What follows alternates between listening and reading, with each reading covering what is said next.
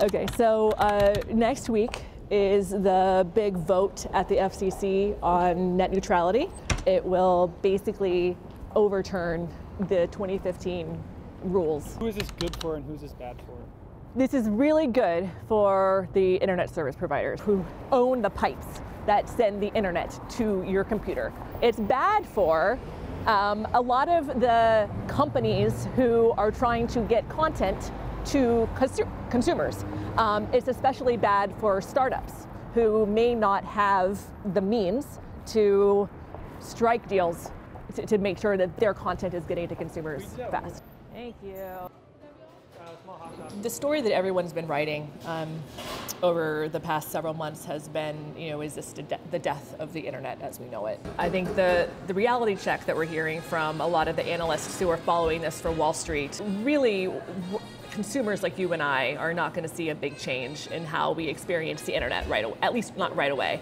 All of the big internet service providers have all been on the record and said that they aren't going to throttle or block or give preferential treatment to content, at least not yet. There's no doubt that they'll probably find some way to take advantage of the lack of rules at some point. If you zoom out on this, I think it's really one part of a broader debate that we're seeing, not just on the internet service providers, but the internet gatekeepers at large. Chairman Pai has made the argument that it's actually the web companies like Google and Facebook and Amazon that are more of a threat to internet freedom and the open internet than the internet service providers, because they have so much influence over the type of information that we actually see. Just this week, Google said that it was going to block YouTube from some of Amazon's services.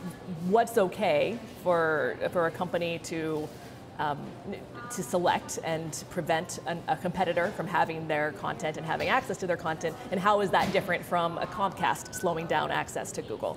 All of these threads are starting to intertwine in really interesting ways that opens up more questions, not just about the dominant power of the ISPs, but also of the internet or the web providers that have long been proponents of net neutrality rules from the beginning.